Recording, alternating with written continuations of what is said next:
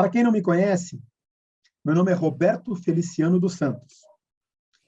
O pessoal costuma me chamar de Betão, pastor Betão, tá? Então, não tenho dificuldade com isso. Em primeiro lugar, não sou apegado a títulos. Para quem não me conhece, eu estou na primeira Igreja Batista de Santo André já há 41 anos. Eu tive um período como pastor de tempo integral na igreja e depois como pastor auxiliar e também no comando e como segundo pastor em uma das nossas congregações. Eu sou, já há algum tempo, né, a gente participou do grupo de treinamento e aprendizado desde o período do pastor Edson, pastor Batimeu, pastor Levi, e depois nós tivemos um período junto lá em Mauá, concluí a pós-graduação em exposição bíblica junto com o pastor Marcos Grava, na Faculdade Teológica Batista do Estado de São Paulo. E estamos agora trabalhando junto com os intercessores, trabalhando junto com a Escola Bíblica Dominical. Nessa semana também estamos ministrando ao grupo dos sêniors. Aliás, se você para vocês que são jovens, talvez não tenham conhecimento. Toda terça-feira tem a reunião dos sêniors. E nessa reunião eu estou ministrando e justamente falando sobre Senhor. Com relação ao estudo que nós vamos desenvolver nesses dias, tem uma possibilidade. Nós estamos formando uma parceria com a Faculdade Teológica e essa matéria que será ministrada para vocês, ela faz parte do currículo da Faculdade Teológica Batista do Estado de São Paulo. Então, caso você tenha interesse, veja, não é obrigatório. Caso você tenha interesse, você pode receber no final desse curso, tá, o certificado da Faculdade Teológica Batista do Estado de São Paulo nessa matéria de extensão universitária. Então, para tanto, você tem que ter uma frequência de pelo menos 70% de todas as aulas, que serão um semestre, tá? E também, tá, vai ter que fazer o pagamento do valor da taxa de R$70, caso você queira o certificado com a chancela da Faculdade Teológica. Tá ok? Então, você tem que deixar muito claro, não é obrigatório. Não, então eu não vou poder participar. Não, todo mundo pode participar. A única diferença é que para receber essa certificação, tem esses dois compromissos, com relação à frequência e com relação ao pagamento dessa taxa. Ok? Não é obrigatório. Muito bem. Nós estaremos falando também sobre o Sermão do Monte. Algumas pessoas já tiveram em nossa igreja as bem-aventuranças. E é por isso que as bem-aventuranças vão estar passando com uma velocidade um pouco maior. Lógico, caso tenha dúvida, como eu já expliquei aqui, eu vou pedir para que você se manifeste, se não em aula, por e-mail, meu e-mail, felicidade@uol.com.br. Talvez você nunca mais esqueça. felicidade@uol.com.br, bem facinho de guardar, tá? Se você tiver alguma dúvida, ou também você também foi incluído no grupo de WhatsApp. Este grupo, gente, o pessoal com WhatsApp tem uma dificuldade danada. Se você é daquele que gosta de dar bom dia, boa tarde, boa noite, oi, tudo bem? Vocês estão aí? Eu estou aqui. Não, esse grupo não é para isso. Algumas pessoas usam o telefone para trabalho, com ferramenta de trabalho. Se ela ficar recebendo todo dia, bom dia, boa tarde, boa noite, e todo mundo responder, bom dia, boa tarde, ai, que dia lindo, ai, que... Não, gente, não é para isso. Esse grupo é só para a gente passar informação a respeito dessa aula. Eu vou pedir a gentileza, né? E que vocês tenham sabedoria. Entendeu? Algumas pessoas... Bem-vindo, Vitor. Seu áudio está conectando ainda. Então, esse grupo é com esse propósito. Bem-vindo, Vitor. Deus te abençoe. Feliz de ter você na nossa classe.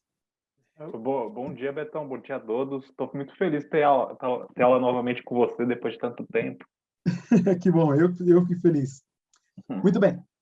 Então, esse grupo tem esse propósito. Eu vou estar enviando as comunicações via e-mail, via WhatsApp e também via SMS. A minha esposa detesta que eu uso SMS. Ela fala, isso é coisa de velho. Eu tenho 60 anos, não tenho dificuldade nenhuma em mandar SMS. Alguns talvez nem leiam. Ela falou, pessoal, nem lê SMS, não tem problema. Talvez nem saiba o que é, né? Bom, Outra coisa muito importante. Nós estaremos utilizando, tá, como bibliografia, e fica a dica para você, um livro muito joia, tá, que é o livro, um dos livros que eu acho que é top, que vai te ajudar muito, tá? É o livro do pastor Itamir Neves, Comentário Bíblico de Mateus, através da Bíblia. Você dá um Google e procura. Ele é vendido também na loja da Rádio Transmundial, custa R$ 29,00, tá? Baratinho, simples e muito bom. Aliás, em cima de uma parte do trabalho desse livro e também de uma apostila elaborada pelo pastor Itamir Neves, que nós vamos depois disponibilizar para vocês, tá? Que nós estamos trabalhando. Eu estarei trabalhando também, eu estou utilizando como fonte bibliográfica o trabalho do William Barclay, tá? Que é o comentário do Novo Testamento, do William Barclay. Eu estou usando também um trecho da Patrística, tá? que foi trabalhado pelo nosso querido lá de Hipona. Quem sabe o que eu estou falando já sabe de quem é. Agostinho. Exatamente, Agostinho de Hipona. Ele também tem um comentário sobre o livro de Mateus e também ele tem um comentário justamente bem mais direcionado com relação ao Sermão do Monte. Eu também peguei um outro material, mas esse material eu também quero que vocês tenham conhecimento, que é o do Robert Gundry, que é o Panorama do Novo Testamento. É um livro muito bom, que você entender. Eu vou fazer alguns comentários que eu peguei dele. Eu vou estar parafraseando alguns temas, tá? E algumas colocações que ele faz.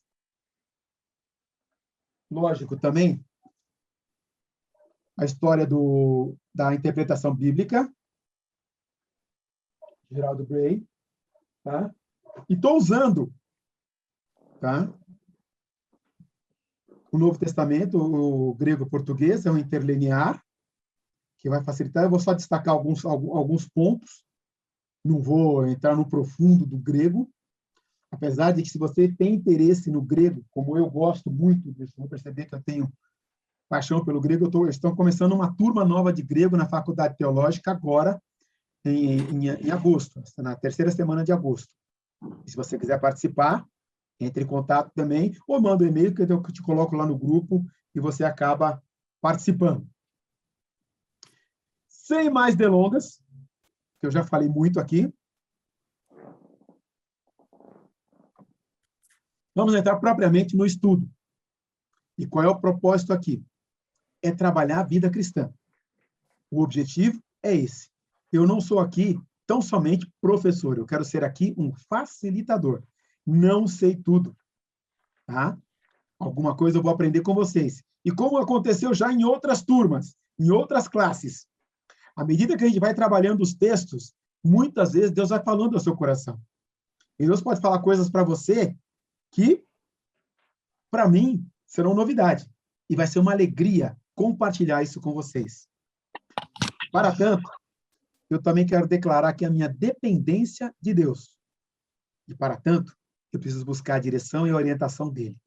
Se você puder, por um instante, feche os seus olhos, curva a tua cabeça, leva o pensamento até Deus e vamos orar. Pai querido, glorificado e exaltado seja o teu nome.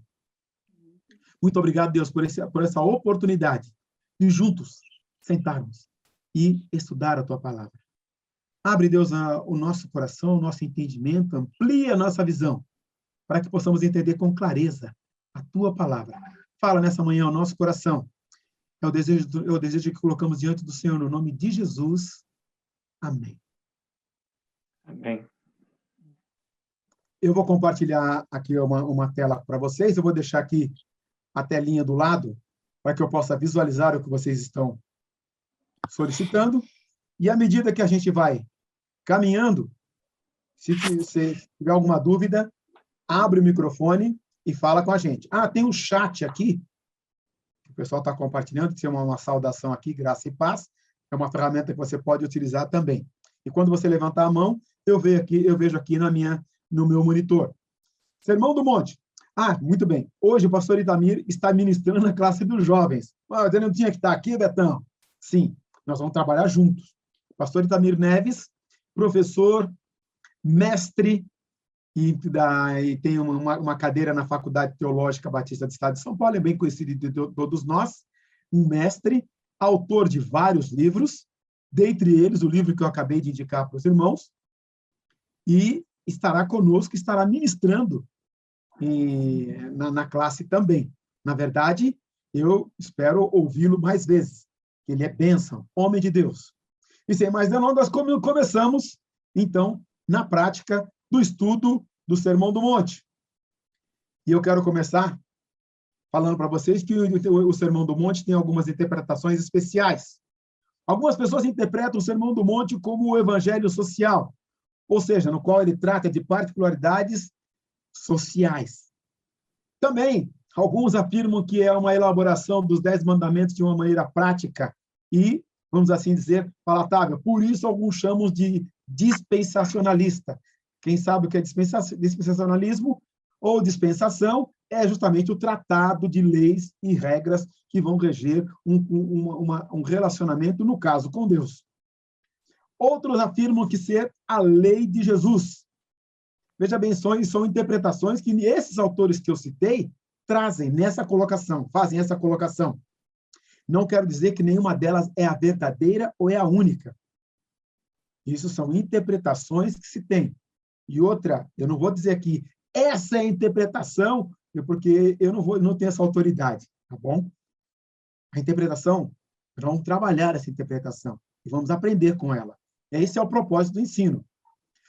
No caso, o 5, o sermão da ordenação dos 12, é também uma das interpretações. Ou seja, Jesus, ele chama os seus discípulos, ele traz os seus discípulos, lembra que ele chama lá Mateus, ele chama todos os discípulos, e ele, quando os chama, ele traz esse primeiro sermão. Alguns acreditam que esse sermão é o sermão da ordenação.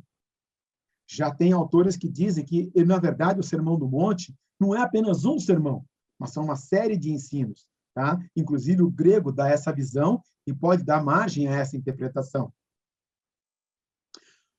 Local. Está em Mateus capítulo 5, versículo 1 e o versículo 2. É bem interessante, nós vamos estender um pouquinho, porque o local ali é um monte. E o monte, o fato de ser um monte, inclusive, traz uma interpretação para os gregos, não, para os judeus, que os mestres usavam um lugar mais elevado, sentavam, e o monte era o lugar onde a palavra de Deus era trazida. Lembra que lá de onde veio as tábuas da lei? Lembra onde Moisés esteve? E Jesus senta no monte para trazer esse ensino. Lógico que ele trabalha aí o caráter do cristão, e de uma maneira muito incisiva, deixa muito claro também o objetivo do cristão e também a interpretação cristã. E, lógico, o posicionamento do cristão diante do mundo. Não dá para desvencilhar disso. Por que estudar o Sermão do Monte? Porque Jesus morreu para que possamos viver. Porque o Sermão do Monte mostra a necessidade de um novo nascimento, de uma nova realidade, de uma nova postura. Porque o Sermão do Monte mostra que o cristianismo é vivo para os dias de hoje. Graças a Deus. Graças a Deus. Olha, gente, não é Jesus que está me ligando. Eu não sei quem está me ligando, mas eu estou no meio da aula. Quem está falando? A pessoa desistiu, graças a Deus. Não é Jesus. Então, ótimo. Eu vou desligar aqui o telefone, senão ele pode ligar de novo. Só se for uma emergência, eu atendo. Continuando, porque já obtivemos as suas bênçãos agora, ou seja, é para hoje, é para os dias de hoje. É um ensino que fica não só para um período da história, não para um grupo específico, é um período para a comunidade cristã. Por isso que temos que estudar o Sermão do Monte e buscar vivê-lo nos dias de hoje. E, lógico, ele traz as suas implicações. Se tentarmos viver só pelas nossas forças, ficaremos frustrados. Se formos passivos, deixamos todas as ações com Deus, não vamos obter êxito. Mas se deixarmos a graça de Deus e o poder do seu Espírito Santo agir em nossas vidas, experimentaremos os seus resultados. O que eu estou querendo dizer com isso? Esse sermão é para aqueles que conhecem a Cristo. É um sermão que foi dado para cristãos. Quem é cristão? É aquele que acredita em Jesus. O pessoal tem uma dificuldade danada com isso. Mas, Betão, o Brasil não é um país cristão? Sim, o Brasil é um país cristão. E qual a diferença de ser cristão e de fazer parte de um país cristão? É viver. Como assim? Talvez se você nunca frequentou uma igreja evangélica, talvez você não frequente nenhuma igreja, talvez você não faça parte de nenhum grupo. Não se preocupa. Vamos aprender como é que é esse negócio, como isso funciona. A ideia aqui é aprender. E o que eu estou afirmando aqui é que o Sermão do Monte, ele pode ser vivido nos dias de hoje debaixo da graça e do poder do Espírito Santo. Você não sabe quem é o Espírito Santo. Então, aí a gente vai entrar no outro patamar. Mas, o que eu quero deixar claro para vocês, que a afirmação que está em Mateus capítulo 7, versículo 24 ao versículo 27. Portanto, quem ouve essas minhas palavras e as pratica é como um homem prudente que construiu a sua casa sobre a rocha. Caiu a chuva, transbordaram os rios, sopraram os ventos e deram contra aquela casa. E ela não caiu, porque tinha os alicerces na rocha. Quem ouve essas minhas palavras, quem ouve e as pratica. Quem ouve e pratica. Como é que eu posso praticar o evangelho? Você acabou de falar que todo mundo que pode ser cristão? É simples. Primeira coisa que você tem que fazer na sua vida é abrir o teu coração para Jesus. Convidar Jesus para entrar na sua vida, fazer parte da sua vida. Eu já fiz isso um dia na minha igreja. Ótimo, excelente. Se Jesus entrou no seu coração, ele entra uma vez só e você convida ele para entrar na sua vida uma vez só. E ele nunca mais sai.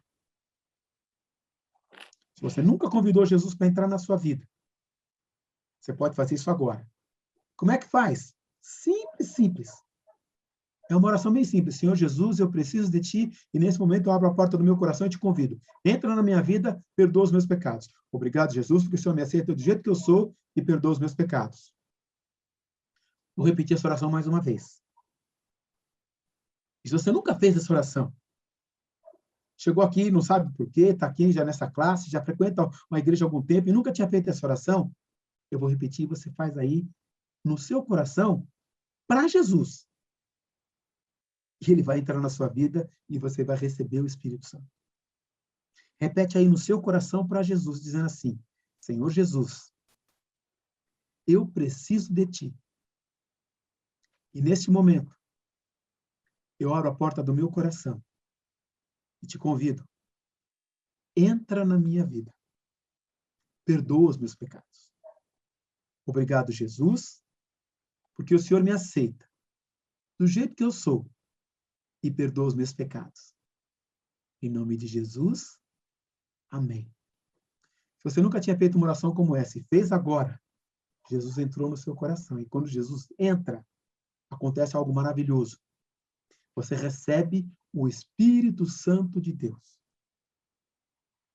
E quando você recebe o Espírito Santo de Deus, aí a gente pode começar a conversar e entender que quem ouve essas minhas palavras e não as pratica é como o insensato que construiu a sua casa sobre a areia. Caiu a chuva, transbordaram os rios, sopraram os ventos e deram contra aquela casa. E ela caiu. E foi grande a sua queda. Quem ouve e não consegue praticar, porque não tem o Espírito Santo, não consegue entender quem é Jesus, transforma-se nessa pessoa. Versículo 1 e 2, do capítulo de número 5 do Evangelho de Mateus. Vendo as multidões, Jesus subiu ao monte. Detalhe do monte, se assentou. Viu seus discípulos aproximando-se dele e começou a ensiná-los, dizendo. Eu quero destacar algumas coisas aqui. Primeiro, subiu ao monte, um lugar um pouco mais alto, para que todos pudessem vê-lo, todos pudessem ouvi-lo. E eu vi um cara falando, inclusive, sobre acústica, sobre sonorização. E ele falando que Jesus usava os recursos que o ambiente lhe proporcionavam para fazer um método acústico para que todos pudessem ouvi-lo. Sabedoria de Deus. Mas uma outra coisa bem interessante, ele se assentou. E quando a palavra se assentou aqui, para o judeu, tem um grande significado, porque na sinagoga, quando o mestre, como o doutor da lei, ia ministrar, ia ensinar, ele se assentava. E lógico, nós temos até hoje as pessoas que têm destaque no ensino, na cátedra, têm a sua cadeira assegurada em algum lugar. Por exemplo, os imortais da Academia Brasileira de Letras, que tem lá a sua cadeira. Ou a cadeira no ensino estadual, aquele que tem a cadeira, como diz, que tem a cadeira, tá? Que é um mestre, ele tem um lugar reservado. Vem desse princípio, do assentou-se.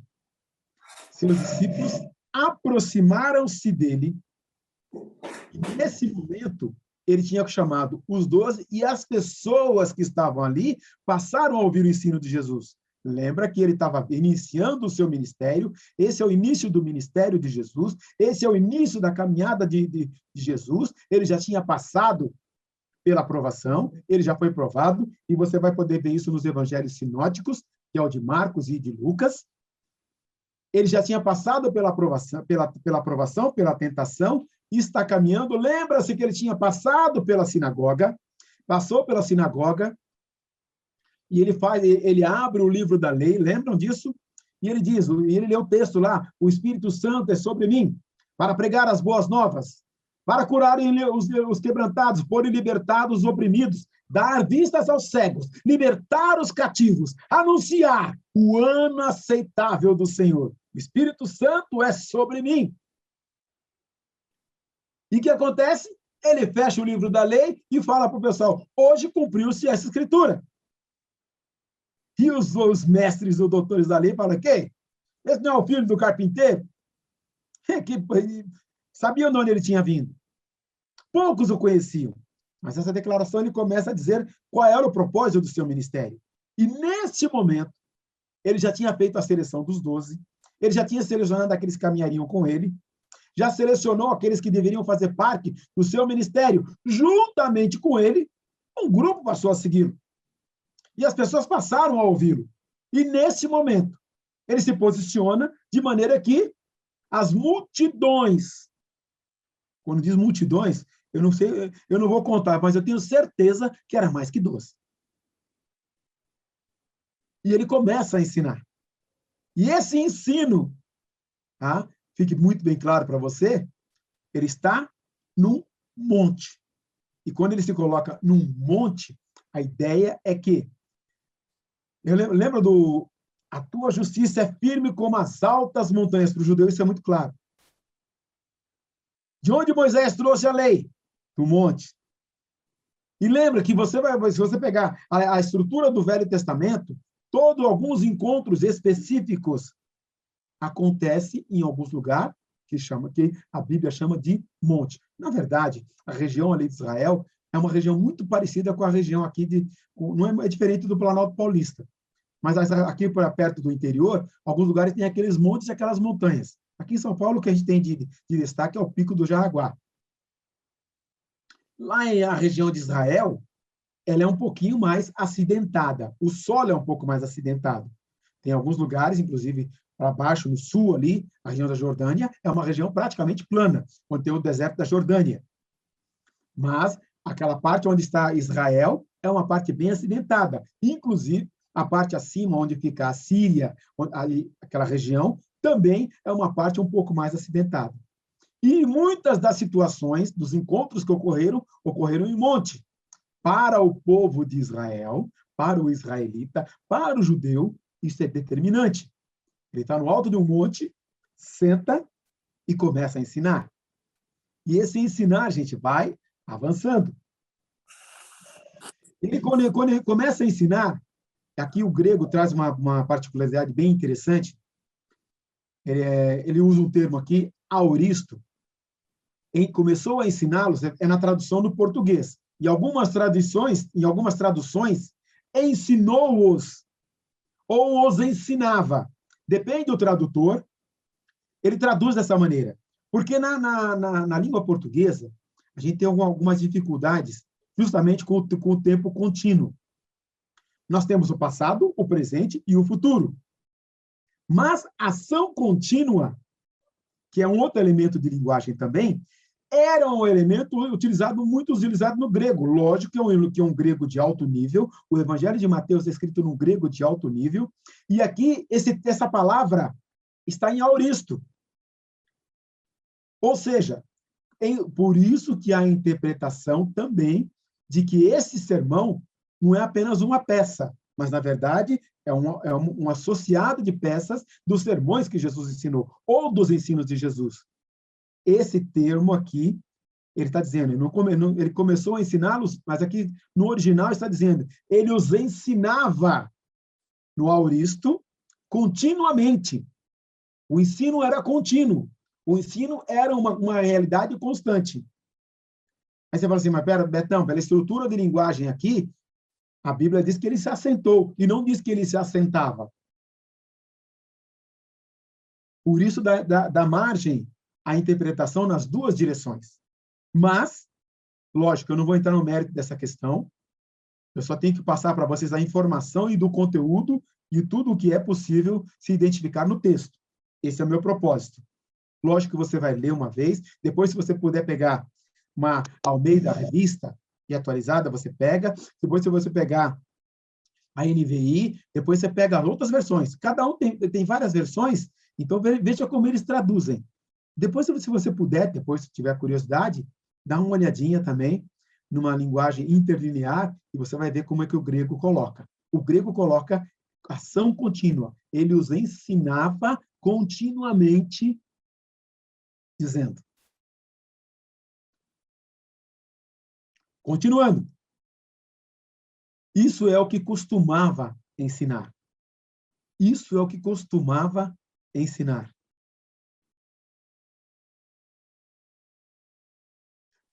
E aí ele começa. As bem-aventuranças. Bem-aventurados os pobres de espírito, pois deles é o reino de Deus. E, gente, quando ele fala aqui bem-aventurados, é muito importante que a gente entenda que a expressão bem-aventurados, ela não é muito comum para nós em português.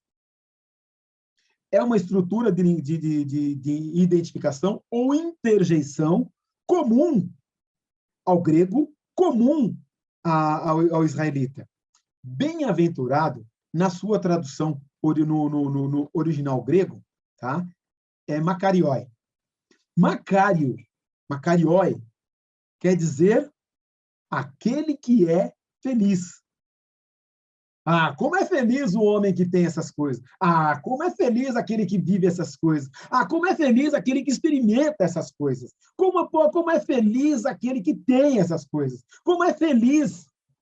Na língua portuguesa, a colocação do pronome e do nome, e também do verbo, e também do objeto, segue uma sequência diferente.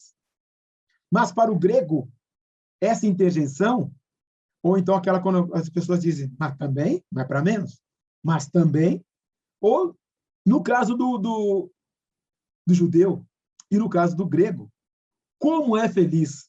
Puxa, como é feliz o cara que tem isso. E o bem-aventurado, o Makarioi, ou Macarius, é um termo que era muito comum. E outro, ele é usado, por exemplo, para você ter uma ideia, Salmo de número 1. Bem-aventurado o homem que não anda segundo o conselho dos ímpios, nem se detém na roda dos escarnecedores, nem se senta na roda dos pecadores, nem se assenta na roda dos escarnecedores. Antes tem o seu prazer na lei do Senhor, e na sua lei medita de dia e de noite, pois será como árvore plantada junto a ribeiros de águas, ao qual deu o seu fruto na estação própria, e tudo quanto fizer prosperará. Não são assim os ímpios, mas são como a moinha que o vento espalha, e pelo que o ímpio não subsistirá na congregação dos justos. Lembra desse salmo? Bem-aventurados. Como é feliz o homem. Veja que isso faz parte da cultura judaica. E quando Jesus usa essa estrutura, ele traz a memória do judeu. Ele traz a memória, ele traz a lembrança de uma estrutura que lhe é familiar, que lhe é própria e que lhe é costumeira. Qual é o propósito de Jesus? E o Evangelho de Mateus, inclusive, ele tem uma particularidade que o pastor Itamir cita no seu livro, que ele é didático. Ele tem uma função didática. Tanto que você vai observar que as bem-aventuranças, elas vão tratar de vários temas, mas elas estão depois interligadas e interrelacionados, com o propósito de que você lembre, que você memorize, que você pratique e viva. Bem-aventurados, ou seja, como é feliz. E como é feliz, você vai ficar impressionado. Ou que feliz é. No hebreu clássico, Asheré. Tá? Asheré, como é feliz. É muito comum no Antigo Testamento, como eu acabei de citar. Mas o mais legal de tudo é que, como era comum para eles, e Jesus está citando, e Jesus está usando, para que eles prestem atenção. De vez em quando, quando eu estou numa classe física, de vez em quando eu dou umas gritadas. Aliás, se eu gritar aqui, se me perdoem, às vezes eu me empolgo. Então vamos lá, seguindo em frente. Como é feliz? Que feliz que é, como ele é feliz. E aí ele avança. Sabe o que ele avança? Os pobres. Mas peraí, pobres, Betão? Esse pobre, olha o que diz lá no Salmo 132, Salmo 34, 6. Esse pobre clamou, e lhe ouviu Jeová, e o livrou de todas as suas angústias. Pois o necessitado não será para sempre esquecido. Deus liberta os pobres. Em tua bondade, Deus, fizesse provisão para os necessitados. Salvará os filhos do necessitado, esmagará o opressor. Levanta da miséria o pobre, faz multiplicar as famílias. Os seus pobres saciarei de pão. Aí quando eu falo quando Jesus fala bem-aventurados, como é feliz os pobres em espírito. E a pobreza, no período que Jesus está falando isso, era uma realidade. Gente, naquele período, eu quero lembrá-los que Israel está debaixo do domínio romano. Lembra-se que eles foram escravizados, foram levados por Nabucodonosor para a Babilônia, o reino do norte bem antes, depois do reino do sul. Judá e Benjamim caíram também e foram levados para a Babilônia. Lembra lá de Sadraque, Mesaque, Abdenego? Lembra lá depois esse império babilônico entra em decadência e surge o Império Medo-Persa. Lembra do banquete do rei Beltesazar, lá no livro de Daniel? E no Império Medo-Persa, o rei Ciro, lembra do rei Ciro, lá em Esdras? E depois Neemias, ele manda o povo de volta. O povo reconstrói o templo, depois o povo reconstrói os muros. E eles continuam. E o Império Medo-Persa cai. Com a queda do Império Medo-Persa, o Império Romano toma lugar. E o povo de Israel continua cativo embaixo do Império Romano. Por isso, uma série de dificuldades acontece nesse período. E não só uma série de dificuldades, como a distribuição de renda. O que era produzido, que vinha da mão dos produtores, em termos de cultura, em termos de plantio, em termos de gado, tinha que pagar o tributo. Tinha que pagar para Roma. Lembra-se, inclusive, quando eu pergunto para Jesus, nós temos que pagar o tributo a César? Dá a César o que é de César, dá a Deus o que é de Deus. Então, ou seja, Israel não vive uma situação de riqueza. Uma particularidade do povo de Israel começa a viver muito bem, vive uma situação melhor, porque o templo em Jerusalém tornou-se uma estrutura cambial. O templo de Jerusalém, que Jerusalém naquele período era o centro do mundo, ligava todo o norte de Roma, até com a parte, inclusive, do Egito, e também não existia naquele período o canal de Suez. O canal de Suez que enroscou aquele cargueiro algum tempo atrás aí, vocês viram na mídia? Nesse tempo não existia. As cargas atravessavam esse espaço de um oceano para o outro nas costas de burros. E nesse período de jornada, para a comunicação de um lado com o outro, as pessoas passavam por Jerusalém. E passavam pelo templo, onde faziam o câmbio, onde eles compravam comida, onde eles trocavam dinheiro. Nisso, o judeu ficou um povo melhorzinho. Mas era um grupo que vivia no templo, ou que estava ali no pátio. Os outros viviam uma situação de pobreza. E quando Jesus aborda os pobres em espírito, lembra a situação de pobreza e lembra também a pobreza que a pessoa tem interior.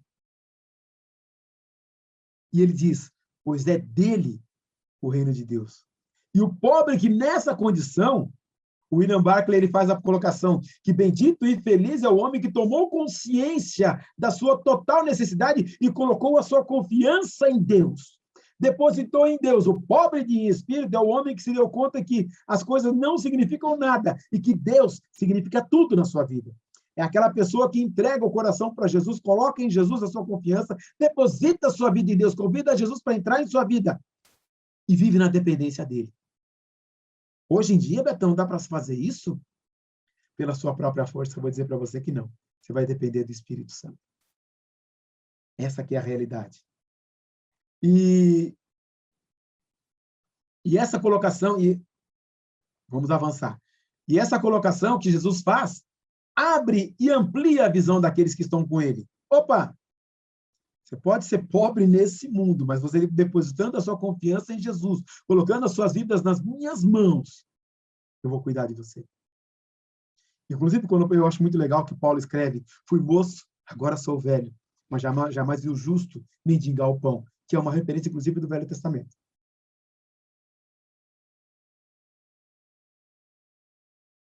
E ele continua avançando. Bem-aventurados os que choram, porque serão consolados. Eu não sei quanto a você, o Brasil, inclusive, está passando por um período horroroso, que é o período dessa pandemia. E muitas famílias foram dilaceradas e separadas por causa da morte. E, lógico, há uma referência que eu quero fazer de Gênesis 34, 7. Quando Jacó recebe a notícia que seu filho José havia morrido. É a mesma expressão desse choro. É o mesmo termo. Ou seja, é uma tristeza profunda que consome a alma, que os homens não entenderão. Mas quem está vivendo, quem está passando, só consegue expressar através das lágrimas. Só consegue expressar através do choro. E eu quero dizer para você, eu não sei, eu não conheço teu coração, eu não conheço tua vida.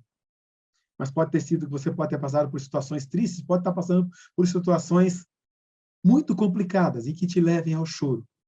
E eu quero dizer para você que o choro pode durar a noite inteira, mas a alegria vem ao amanhecer. Quando você entrega o teu coração para Jesus, quando você deposita em Jesus a sua confiança, quando você caminha com Ele,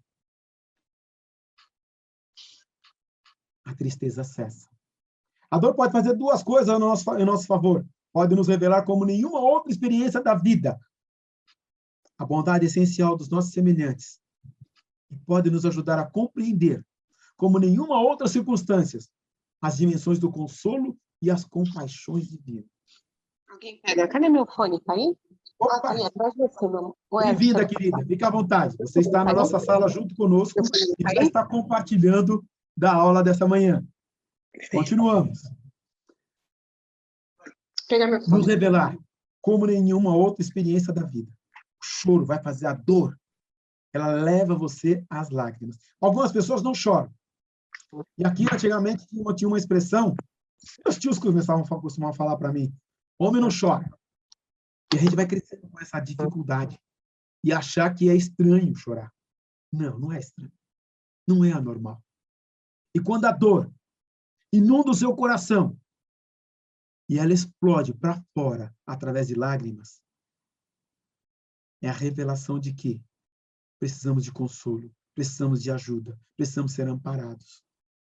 E Jesus diz, lembra que a situação deles era debaixo do jugo romano, com limitações, uma situação financeira complicada, e outra, depois disso, isso vai fazer muito efeito lá na frente, quando começa a perseguição. E aí eles vão entender o porquê Jesus ensinou isso. E começa a fazer todo sentido. Para quem não sabe, naquele período de Jesus, depois, quando Jesus é assunto aos céus, a igreja foi perseguida. Os cristãos foram martirizados. Alguns foram queimados.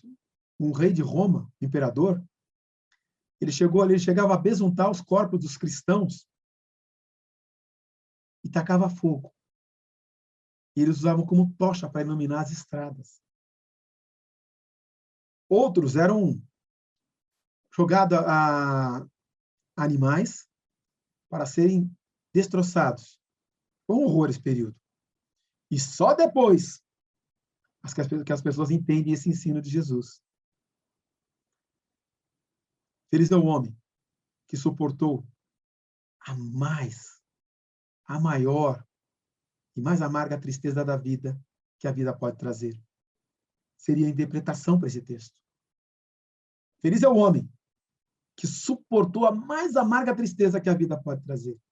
Na sua essência. Aí você vai assim, peraí, Betão, você está dizendo que o cara é feliz, que ele suportou a tristeza? Lembra que eu acabei de falar para você que a alegria que ele está se referindo aqui não é a alegria que depende das circunstâncias exteriores. Quem recebe a Jesus, quem entregou o coração para Jesus, tem dentro de si o gozo. A alegria que vem de dentro para fora, que não depende de circunstâncias exteriores, não depende da condição do tempo, não depende do presidente do Brasil, não depende da oposição a ele, não depende das pessoas à sua volta. A alegria, ela vem de dentro para fora.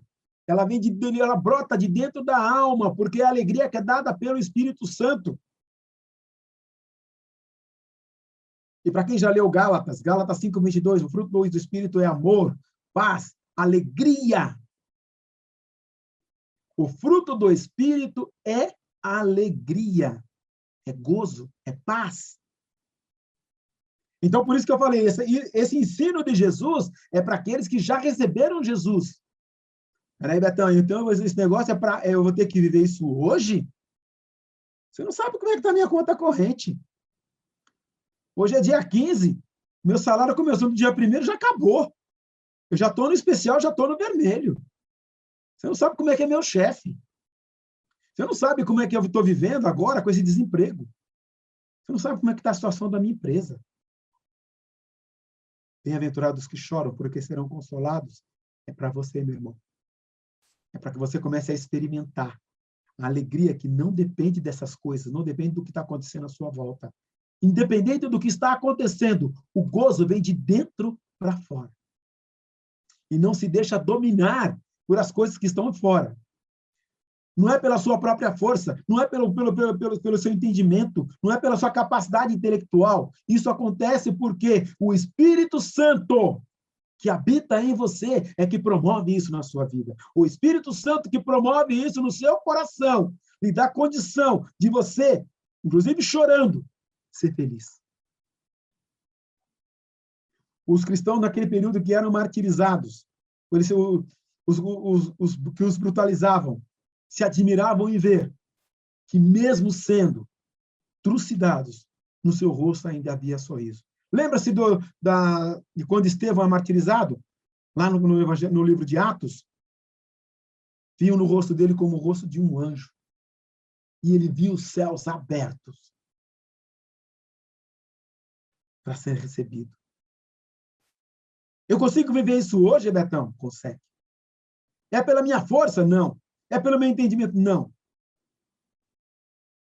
E eu, como eu citei Gálatas 5:22, né? Lá no final diz domínio próprio. É se deixar controlar por ele. É se deixar encher por ele. É se deixar visitar por ele. E é se deixar usar por ele. É deixar Deus encher você e usar você. E você vai passar a vivenciar esse ensino, que é precioso para a vida cristã. É essencial para a vida cristã. E é fundamental para você viver o cristianismo. Por isso que eu tenho dificuldade de ver crente emburrado, crente nervosinho, crente chateado, cabisbaixo. Não. Meu irmão, aqui o próprio Jesus disse, no mundo tereis aflições, mas tem de bom ânimo, eu venci o mundo. E essa é a vitória que vence o mundo, a nossa fé. Como é que eu vou experimentar esse negócio hoje? É deixar o Espírito Santo te controlar. É deixar o Espírito Santo te dirigir. Ah, então eu tenho que ser batizado pelo Espírito Santo, eu tenho que ter uma nova experiência com o Espírito Santo. Não, você já recebeu o Espírito Santo. Deixa ele agir na sua vida. E como é que eu começo? Deixando ele te controlar. Controlar todo o seu ser. Dirigir o seu viver. Deixa ele falar no seu coração. Com toda certeza, ele está falando agora. através da palavra dele.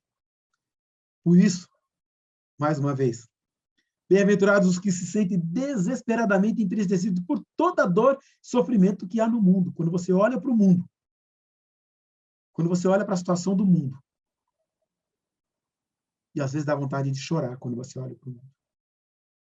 Quanta maldade, quanta luta por poder, quanta miséria, quanto desespero. Hoje, chegando as notícias do Haiti, que mais de 300 já morreram. Nós tivemos o nosso missionário, esteve lá. Quando você olha para a situação do Brasil, onde aqui em Santo André, para você ter uma ideia, a nossa igreja já distribuiu mais de 25 toneladas de alimento e produtos de limpeza. Sabe que são 25 toneladas, não são 25 quilos. Não são 250 quilos, são 25 toneladas de famílias que padecem fome e não têm o que comer. Aqui em Santo André, quiçá no Brasil inteiro. É olhar para essa situação, é se compadecer, é se entristecer e algumas vezes chorar.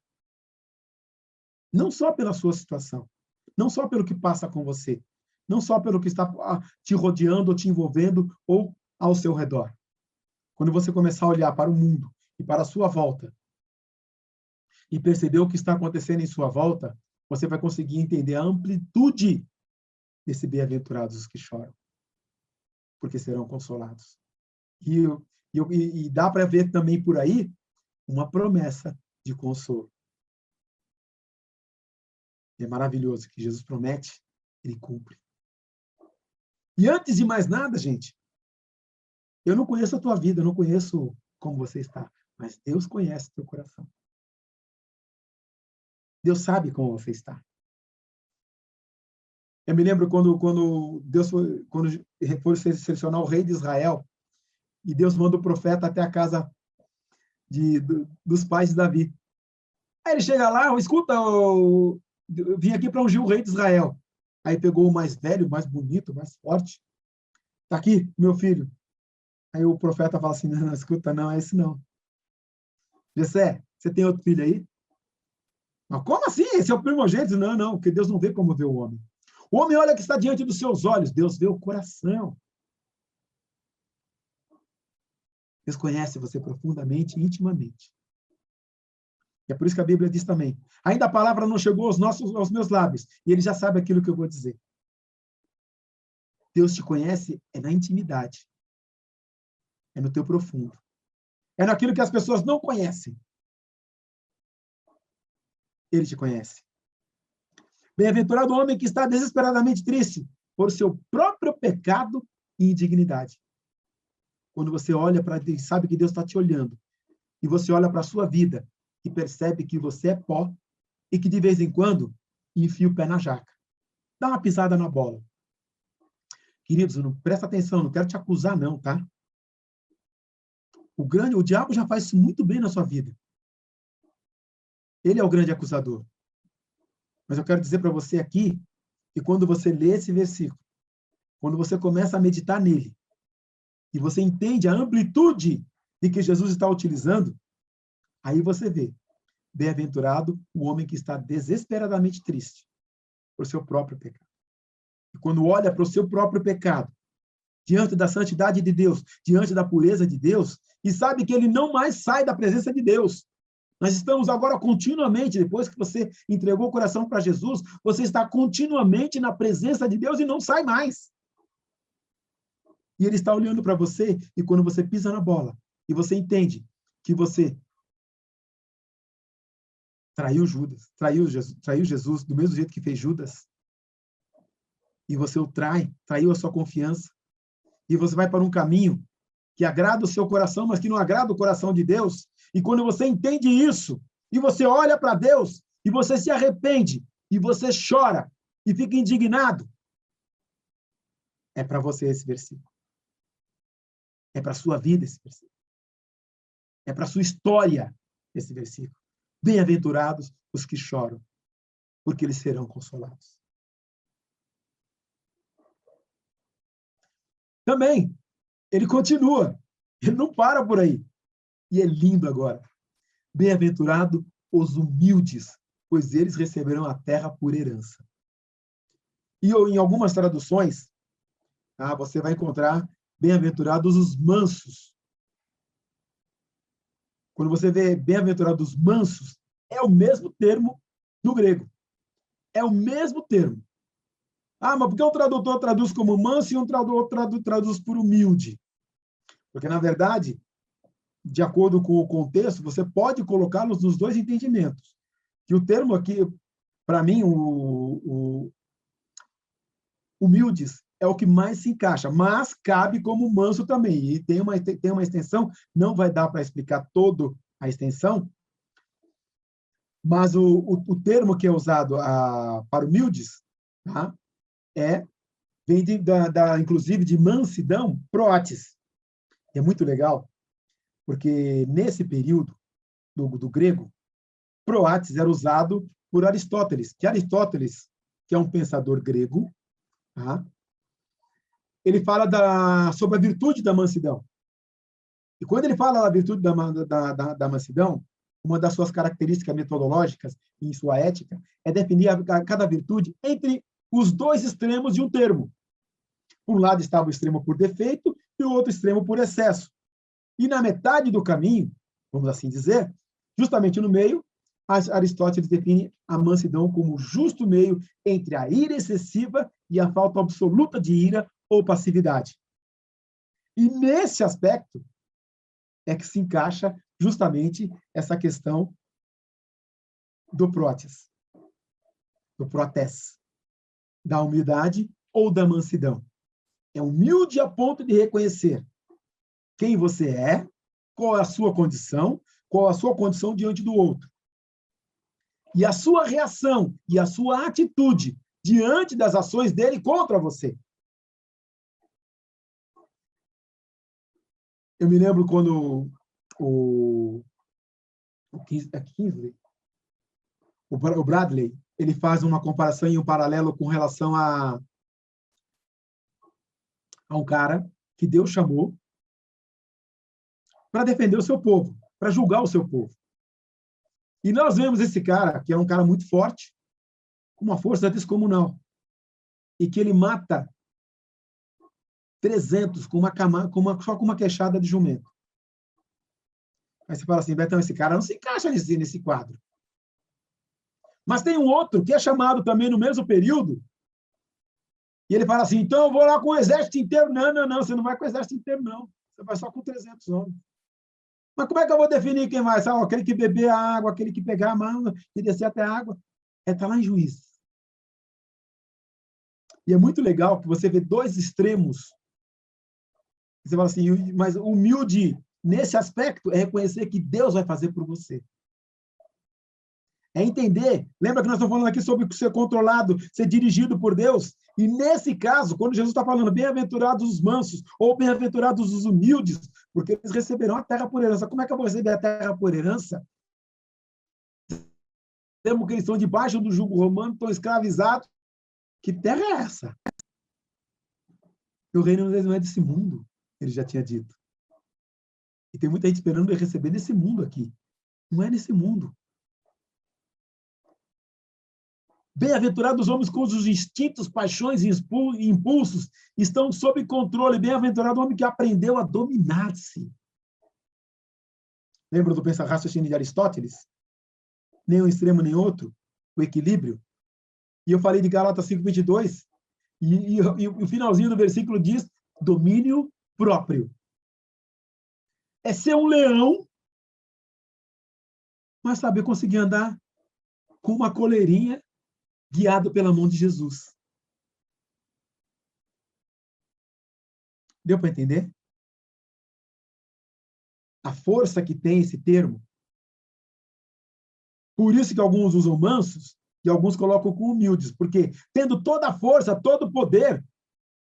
E se você se lembrar de Elias, o que aconteceu com o exército dos amalequitas que foram atacá-los?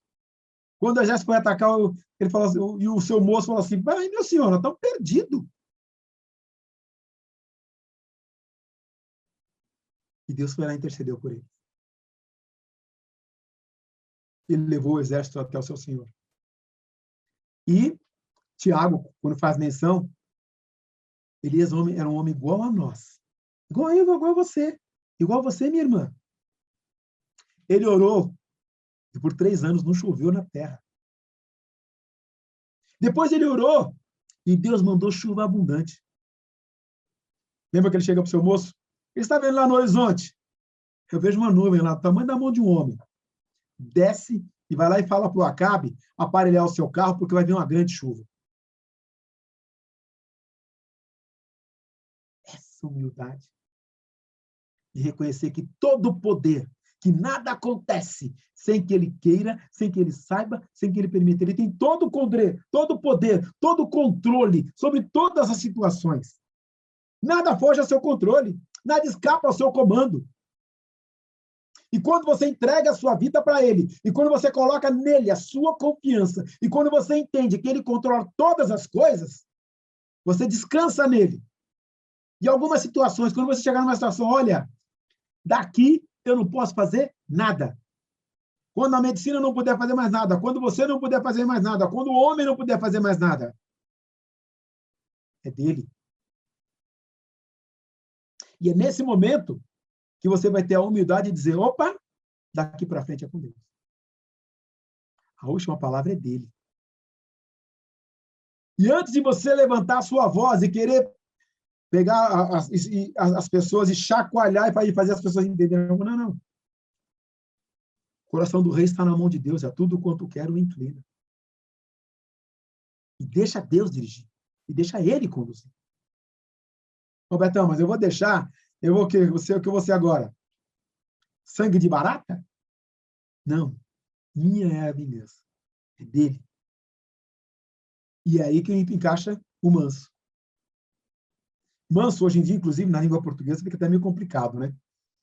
Mas a mansidão, nesse sentido, no sentido da essência da palavra, é como um leão que pode ser conduzido pela coleira por Jesus. Como um urso que pode ser tratado como um gatinho de estimação nos braços de Jesus. Deus não, a vingança não é sua. A vingança é do Senhor. A luta não é sua. A luta é do Senhor. Talvez você tenha que entender quem é o Senhor da sua vida. E quando Jesus fala, feliz aquele que é humilde, ou aquele que é manso, que tem Jesus como Senhor, que tem a Ele como Senhor, que se deixa controlar, que se deixa dirigir, e que controla, e se domina, e deixa o Espírito Santo dirigi-lo. E antes de falar alguma coisa, e antes de pronunciar-se, deixa o Espírito falar ao seu coração. Tardio em irar-se. Não é isso que Tiago ensina? Tardio. Espera um pouco. Conta até 10. Mas tem que expressar a sua opinião agora, dá um tempo. Espera um pouco. Veja se o quadro realmente é esse. Ah, mas a minha opinião é importante. De todo mundo é importante. Por isso que na multidão de conselheiros há segurança.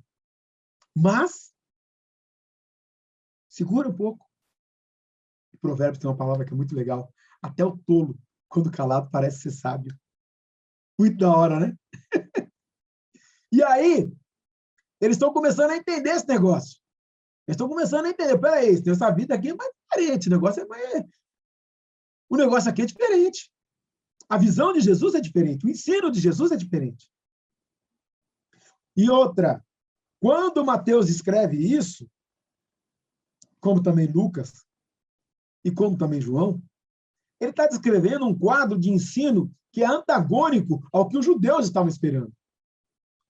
Lembram que, mais uma vez, eu quero ser enfático nisso, eles estão debaixo da servidão e eles estão esperando um libertador. Eles estão esperando alguém como Davi, que viesse num cavalo branco com uma espada na mão e vão acabar com o negócio do romano aqui, vão tomar esse negócio tudo. Essa terra é nossa, foi prometida para a gente.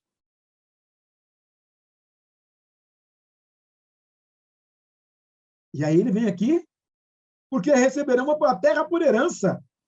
E os caras, peraí, meu. Eu me lembro de Gandhi. Não é pela violência que nós vamos dominar, ganhar essa guerra aqui. A gente não tem nem como lutar, não temos armas. Como é que a gente vai enfrentar o Império Britânico? E veja o que ele fez na libertação da Índia do jugo, no caso do Reino Unido. Apesar que a Índia, hoje, a situação deles está bem complicada, né? Mas a população indiana lá cresceu muito e mudou a história da Índia. Um homem com calma, com paz. Sem levantar, sem usar uma arma, sem usar espada, sim. A expectativa que eles tinham era outra. E esse é o ensino, que tem que ficar gravado no coração. Bem-aventurado é o homem que possui a suficiente humildade para dar-se conta de sua ignorância, sua debilidade e da sua necessidade de ajuda. Não sei tudo, não tenho todo o conhecimento, tenho minhas deficiências, tenho as minhas necessidades. Esses vão receber a terra por herança. Esses receberão a terra por herança. Esses já foi prometida a terra. E, gente, espera um pouquinho só que eu tenho que abrir um parênteses aqui. E quando eu estou falando de terra, não é receber terra aqui nesse mundo, né? Nós não somos desse mundo.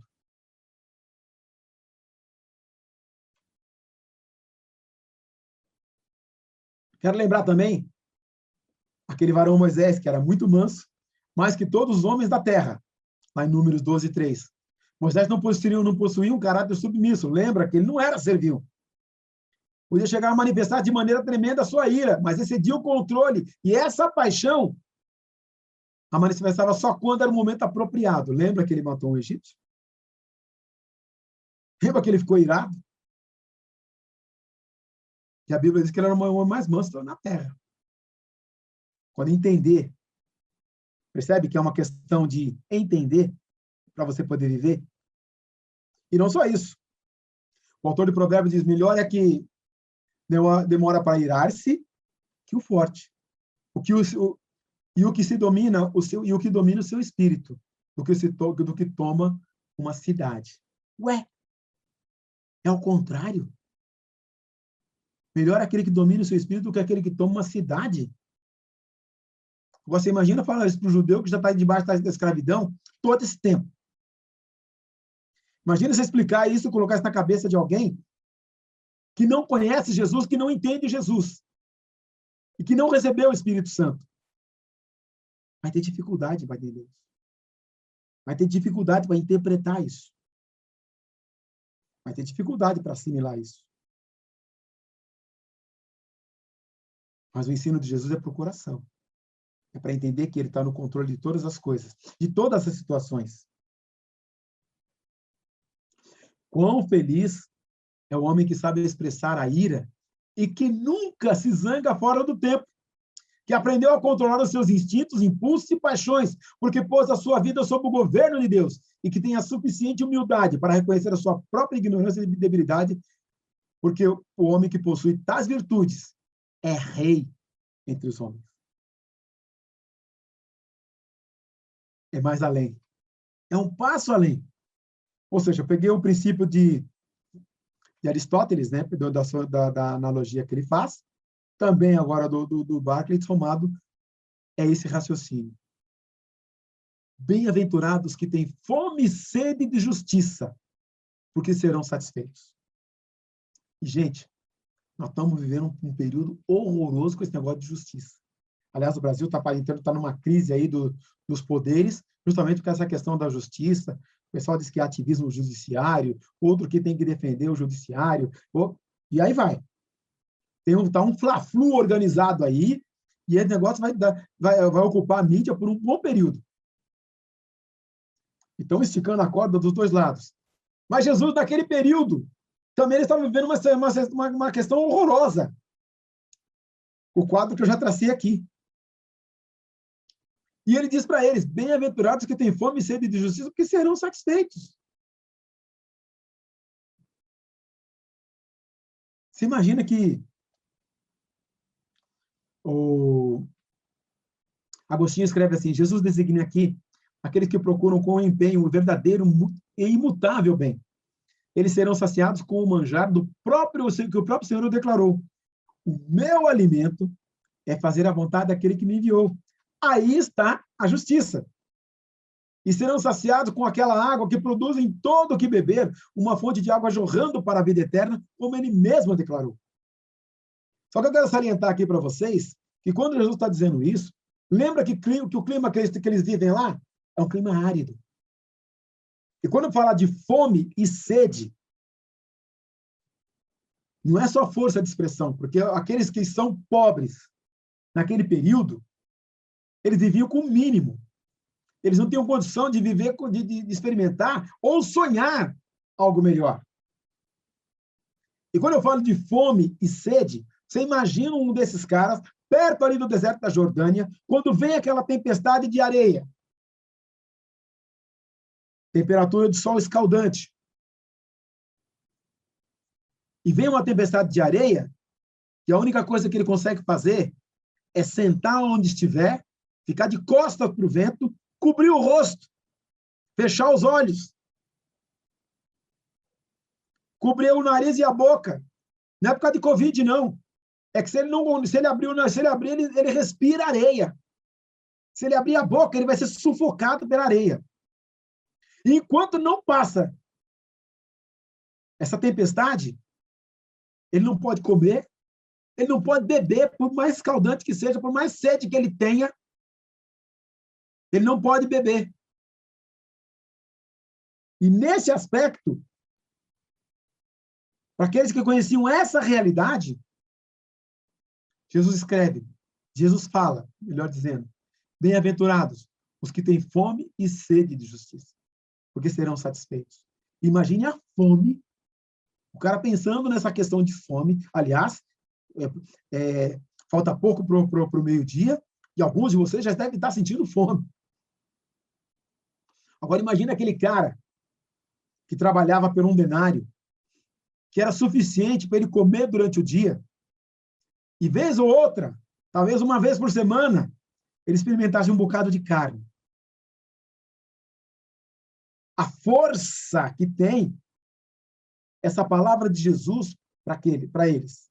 Para aqueles que estão esperando ser libertos, para aqueles que estão esperando que eles tenham aí uma igualdade.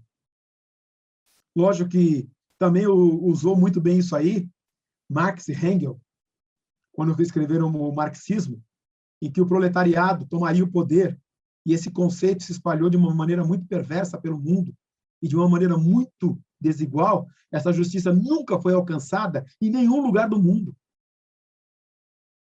Para aqueles que vivem abaixo da linha da pobreza, quando ouvem isso, ele espera, ele tem a expectativa, o seu coração se alegra e pulsa, esperando que um dia essa justiça verdadeira venha. Mas quem vai entender isso é só quem tem fome. É só quem tem sede. Quem é privado do alimento, quem é privado do líquido que possa saciar a sua sede. Para entender a profundidade do que Jesus está dizendo. Agostinho de Hipona, quando escreve isso, ele dá para você apenas uma. Serão saciados com a água que produz em todo que beber, uma fonte de água jorrando para a vida eterna. Lembra quando Jesus encontra a mulher samaritana? Aquele que beber dessa água jamais terá sede. Dá-me, Senhor, dessa água, para que eu não precise mais vir aqui no poço.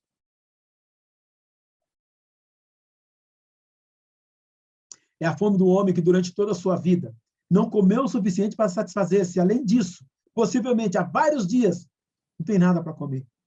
É a sede do homem que morrerá a menos que encontre água para beber. Então, o termo que Jesus usa aqui, para eles, é fortíssimo. A maneira como ele descreve isso. E agora, o mais louco de tudo, você fala assim, mas peraí, Betão, ele escreveu como é feliz. Bem-aventurado. O que tem essa fome, o que tem essa sede da justiça.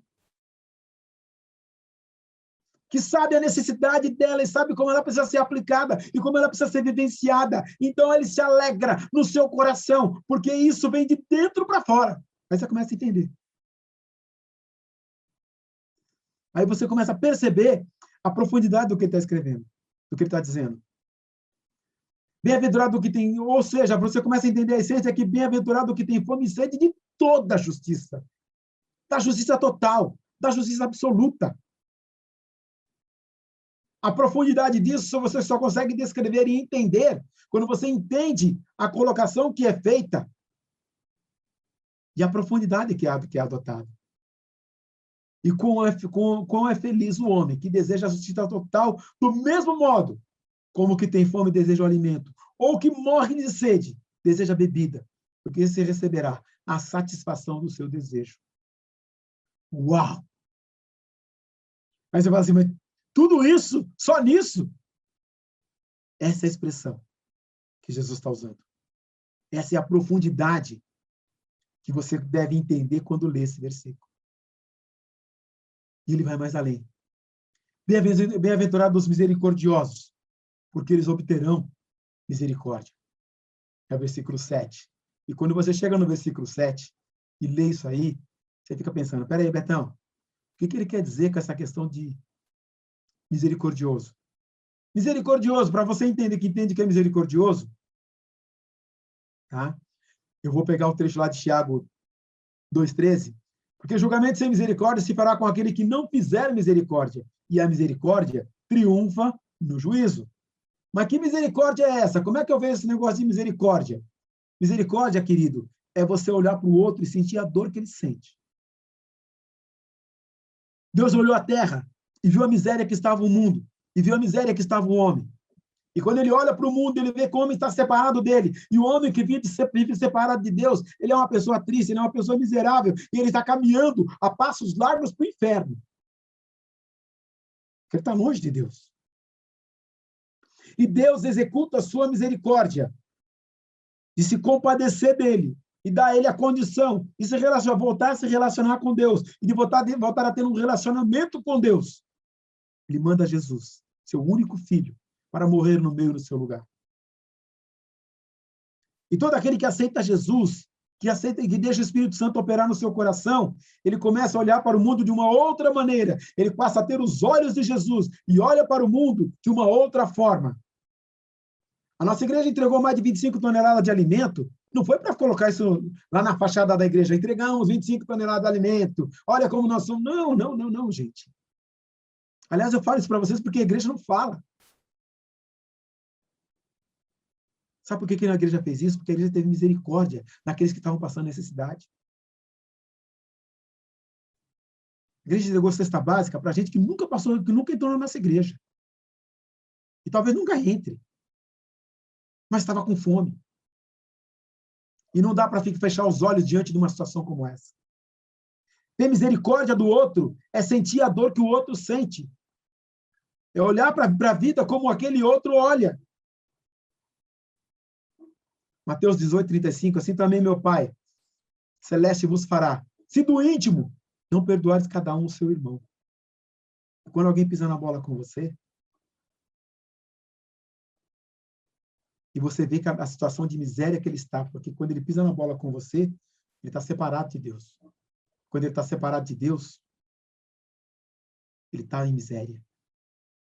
Quando você o perdoa, você está praticando misericórdia. E praticar misericórdia, gente, é não ser o que você é, mas simplesmente está dando oportunidade para Deus ser através de você. Tem um trecho da história que diz que a rainha Vitória, quando morreu seu esposo, ela teve um momento de tristeza e da família, tinha uma família que eram muito amigos. Um pessoal do que o servia estava junto com eles, e dessa família, que era muito amiga da família real, morreu também o esposo. Se você procurar quem a rainha Vitória visitou depois do falecimento do seu esposo, você vai encontrar. Está no Google, inclusive. Dá um Google depois. Só que essa mulher viu que tinha acabado de descobriu o que era a viuvez, pela morte do seu esposo, está em casa, triste, no seu período de luto. Quando ela chega, quando de repente chega à porta da sua casa, a comitiva real. Alguém abre a porta, ela está sentada, e quando ela vê que é a rainha, ela vai se levantar e a rainha fala assim, para, não. Senta. Quem veio te visitar aqui não é a rainha. Quem veio visitar você nesse momento é a sua amiga, que sabe a dor que você está sentindo, porque eu passei por isso. E posso vivenciar com você nesse momento, como amiga. Fica sentada. Eu quero sentar do seu lado, eu quero te abraçar. E a rainha faz esse gesto.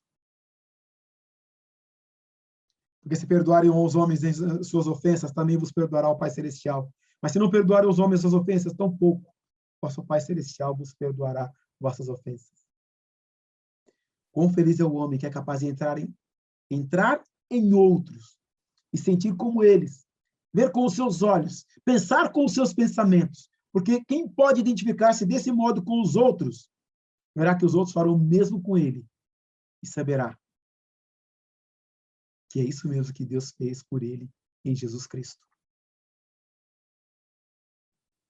E vai começar a entender a profundidade disso. Nós paramos para pensar em tudo que nós falamos até aqui. Dr. M.L. Jones supõe um outro tipo de uma relação, inclusive, sobre todas essas bem-aventuranças.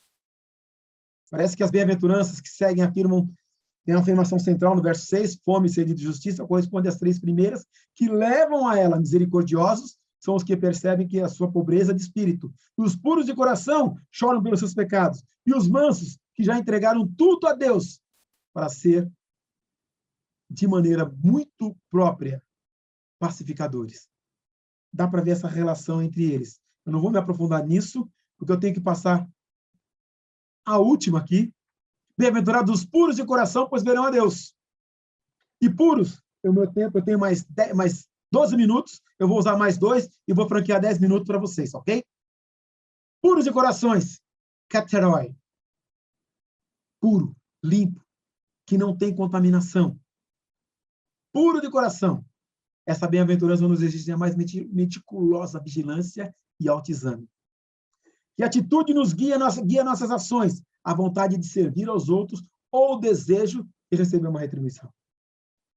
Fazer as coisas para os outros, sem esperar fogos de artifício. Lembra, não saiba a tua mão esquerda o que faz a tua mão direita. Jesus ensina. Puro. Não tem má intenção. Não tem uma segunda intenção. Isso cabe também para você que é pregador da palavra. Teve um pregador que terminou o seu sermão e um ouvinte, quando ele está descendo do púlpito, vai até ele e fala, que linda mensagem, pastor. Parabéns. Ele fala, não precisa me elogiar, não. O diabo já me falou isso quando eu estava descendo. Não espera a glória humana, porque a glória é divina. Puro na sua intenção, puro naquilo que faz, puro no seu cuidado, puro na sua visão, porque verão a Deus. Um dos fatos mais simples da vida é que vemos somente aquilo que somos capazes de ver. E os puros de coração se encaixam nesse aspecto. Quer ver que a diferença de visão? Passando por uma estrada que tem a mata do lado, talvez se você caminhar, só vai ver mato. Um botânico vai conseguir enxergar as particularidades de cada planta. E assim vai. Puro de coração é que olha não com segunda intenção, mas que consegue identificar a beleza que há naquilo que vê. E não espera retribuição por isso. Com feliz é o homem cujas motivações são absolutamente puras, porque esse homem algum dia será capaz de ver a Deus.